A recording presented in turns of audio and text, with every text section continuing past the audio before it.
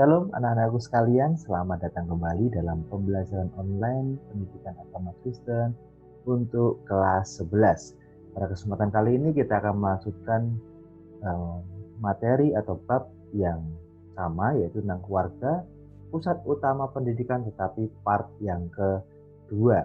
Kemarin kalian sudah membahas tentang sampai ke sosialisasi yang dilakukan oleh keluarga. Jadi keluarga memberikan sosialisasi kepada anak-anaknya. Jadi pendidikan bisa membahas tentang bagaimana perilaku, kebudayaan, adat istiadat yang ada di daerah kalian.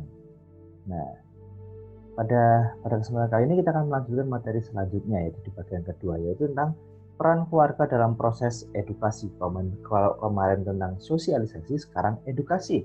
Dalam proses edukasi, keluarga merupakan agen pendidik yang terutama. Hal ini tampak dalam proses pertumbuhan anak dari bayi. Kalian kan pertama-tama pasti dari bayi, kemudian berjalan hingga mampu berjalan. Belajar berjalan dulu, kemudian mampu berjalan. Fungsi ini juga berkaitan dengan menyekolahkan anak untuk memberikan pengetahuan. Jadi anak tanpa diajarkan orang tua pasti tidak bisa apa-apa. Jadi keterampilan yang sesuai dengan bakat dan minat anak sejak dini gitu loh. Mendidik anak sesuai dengan tingkat-tingkat perkembangannya. Jadi saat bayi diajarkan siapa, saat TK seperti apa, SMP seperti apa, SD seperti apa, kan SMA seperti apa, semua sesuai dengan tingkat-tingkat perkembangannya, serta mempersiapkan anak untuk kehidupan dewasa yang akan datang. Proses edukasi atau pendidikan adalah suatu proses menyampaikan iman yang dilakukan secara sengaja, sistematis, dan terencana. Kalau dalam keluarga pastinya, atau apalagi tentang pendidikan Kristen, proses edukasi yang dilakukan adalah tentang penyampaian iman, dilakukan secara sengaja. Bahwa orang tua memberikan informasi tentang iman, kepercayaan kita kepada Yesus Kristus, pastilah secara sengaja, secara sistematis apa yang perlu dari awal sampai ada yang lebih rinci dan terencana. Jadi proses edukasi artinya apa? Di sini pendidikan yang diberikan secara sengaja, terencana, dan terstruktur agar tercipta individu yang kritis dan dalam menyikapi dampak sosialisasi yang ada, termasuk dalam membawa orang kepada kedewasaan iman. Jadi edukasi adalah suatu pendidikan yang direncanakan secara khusus, terencana, terstruktur, ya. Jadi menciptakan apa? Menciptakan kita semua jadi pribadi yang kritis dalam menyikapi perkembangan atau dampak sosialisasi yang ada, termasuk dalam membawa kita semuanya atau anak-anak kepada kedewasaan iman. Menjadi orang tua yang baik bukan berarti menyetujui atau membenarkan dan mengiyakan semua yang dikehendaki oleh anak. Jadi ini loh, apapun yang dilakukan oleh orang tua, anak pengen ini, pengen itu, tidak bisa seenaknya untuk menyetujui atau membenarkan atau mengiyakan semua yang dimaui oleh anak itu. Jadi orang tua harus selektif, orang tua harus bisa memilah-milah mana yang diperbolehkan dan mana yang tidak diperbolehkan. Melalui kesaksian hidup Kristiani dan yang diilhami oleh nilai Kristen akan mengantar anak secara efektif untuk semakin mengenal dan mencintai Kristus. Jadi melalui kesaksian keluarga, keluarga pasti punya kesaksian tentang pertolongan Tuhan dalam hidupan masing-masing dalam keluarga. Itu diajarkan kepada anak, mengajarkan nilai-nilai harus seperti apa, harus setia kepada Tuhan, harus percaya kepada Tuhan, sehingga saat ada kesaksian itu, ada pengajaran itu, mengantarkan anak secara efektif untuk semakin mengenal dan mencintai Tuhan. Jadi orang tua menjadi teladan, menjadi contoh bagaimana mengenal akan kebaikan Tuhan, dan diajarkan juga kepada setiap anak-anaknya. Nah, contoh proses edukasi dapat diungkapkan sebagai berikut. Contohnya seperti ini. Pentingnya proses sosialisasi dan edukasi. Kenapa dikatakan penting? Karena dalam proses pendewasaan seseorang secara holistik, proses sosialisasi saja tidak cukup gitu loh. Orang tua mengajar tentang budaya atau kebiasaan atau aturan yang ada di daerahnya masing-masing tidak cukup. Dibutuhkan proses edukasi. Karena apa? Agar tercipta individu yang kritis dalam menyikapi dampak sosialisasi yang ada atau perkembangan zaman yang ada, termasuk dalam membawa anak ke dalam pendewasaan iman. tanpa ada pendidikan tentang pendidikan agama, bagaimana kita bisa mengetahui tentang iman, tentang kepercayaan kita kepada Tuhan? Dewasa ini tanggung jawab keluarga untuk mendidik anak semakin besar gitu ya. Atau bahkan mungkin seluruhnya telah diambil alih lembaga pendidikan, misalnya sekolah dan gereja. Jadi apakah keluarga bisa mendidik secara sendiri? Pasti tidak. Makanya adalah lembaga pendidikan yang lain seperti sekolah, lembaga pendidikan di gereja juga. Itu tujuannya untuk apa? Mempermudah atau membantu orang tua untuk mendidik anak untuk semakin lebih paham dan lebih paham. Kemudian pentingnya pengawasan orang tua. Karena dalam pendidikan pasti orang tua harus bisa mengawasi, tidak bisa juga orang tua sendiri. Tapi memang kadang-kali ada kasus tertentu yang tidak bisa seperti itu. Pengawasan dari orang tua terhadap anak juga mulai melemah. Padahal peran orang tua menjadi sangat penting, terutama dalam proses pengawasan dan pengendalian. Dalam tahap ini, orang tua berperan sebagai agent of social counsel, agen kontrol sosial terhadap anak-anaknya, sehingga nilai-nilai kehidupan yang dijalani tidak bertentangan dengan nilai-nilai Kristiani yang ditanamkan sejak kecil. Jadi orang tua menjadi agen sosial kontrol, jadi agen kontrol sosial, jadi mengontrol perkembangan sosial atau nilai-nilai yang dimiliki oleh anak, apakah sudah menyimpang atau tetap sesuai jalan yang ada, sesuai nilai Kristiani atau tidak. Karena menjadi orang tua yang baik bukan berarti menyetujui dan membenarkan dan menyayangi semua yang dikehendaki oleh anak. Dicek dulu apakah apa yang dimauin anak ini sesuai dengan firman Tuhan, tidak, sesuai dengan norma-norma yang berlaku, tidak, sesuai dengan kebaikan yang benar, tidak. Orang tua harus bisa memilah mana yang baik, mana yang diperbolehkan, dan mana yang tidak diperbolehkan untuk dilakukan oleh anak. Jadi penting pengawasan orang tua. Jadi selama ini mungkin banyak sekali remaja-remaja yang hilang arah atau melakukan tindakan yang tidak sesuai dengan norma-norma yang berlaku, nilai-nilai Kristen yang berlaku. Karena apa? Mungkin juga ada campur tangan lemahnya pengawasan orang tua, lemahnya pengawasan orang-orang sekitar, teman, pembina di gereja, guru-guru di sekolah juga. Jadi pentingnya pengawasan orang tua itu sangat-sangat penting. Kemudian pentingnya menangkal ajaran yang tidak Kristiani, maksudnya kita juga harus selektif dengan pengajaran yang ada zaman sekarang ini. Kadang-kali ajaran-ajaran tertentu belum tidak 100% benar juga, kita harus selektif mana ajaran yang baik dan mana ajaran yang tidak. Dalam proses perkembangan manusia secara holistik, peran keluarga dalam proses edukasi berperan sebagai koreksi atau kritik terhadap berbagai perubahan yang terjadi berkaitan dengan perkembangan manusia. Ya, dalam proses sosialisasi terdapat ajaran yang diperoleh anak di lingkungannya yang kadang bertentangan dengan nilai Kristiani.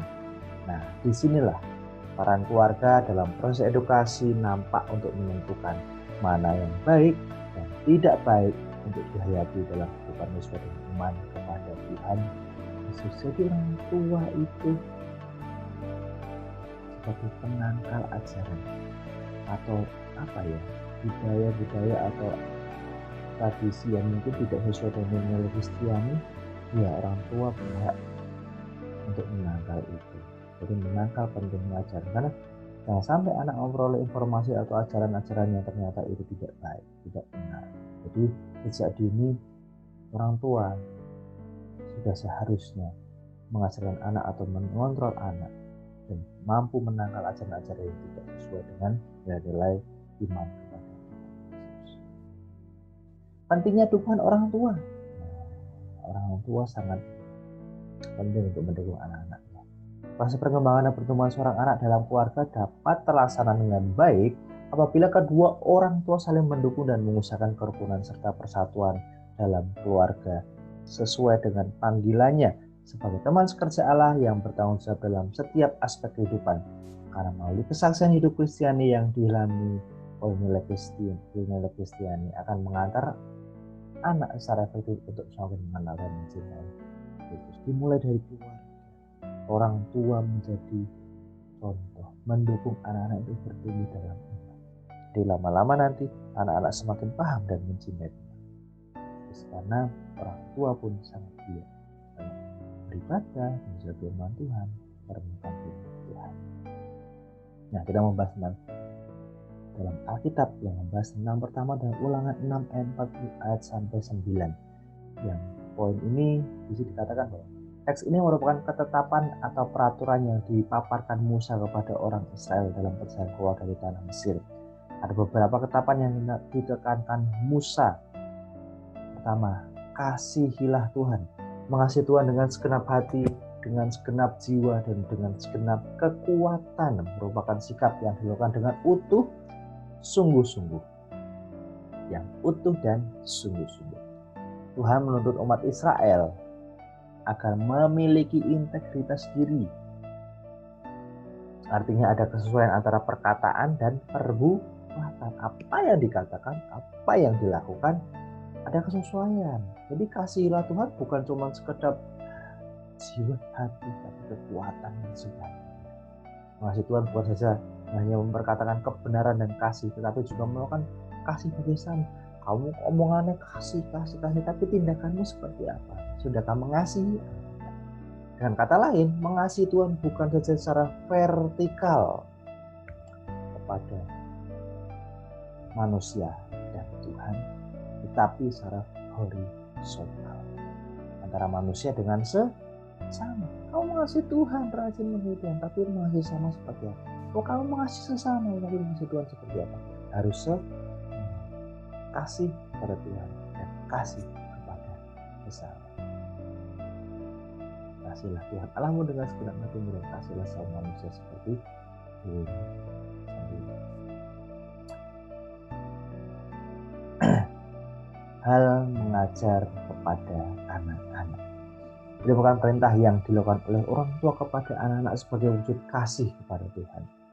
Hal mengajar kepada anak dapat dilakukan kapan saja dan di mana saja, dengan sadar atau tidak disadari.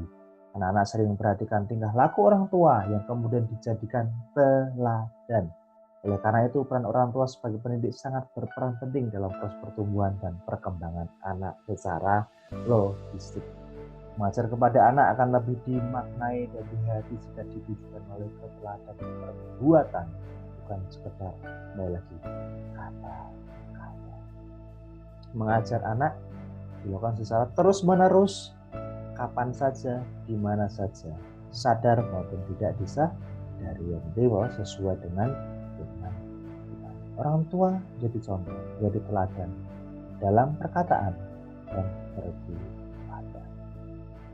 Nah, ini kemudian kita bisa mencontoh juga tentang keluarga yang diberkati oleh Tuhan, ya, tentang dalam 2 Timotius 1 ayat 3 sampai 10. Kok tadi dalam ulangan nih, saya bacakan ulangan 6 ayat 4 sampai 9 tentang dasar pendidikan dalam keluarga.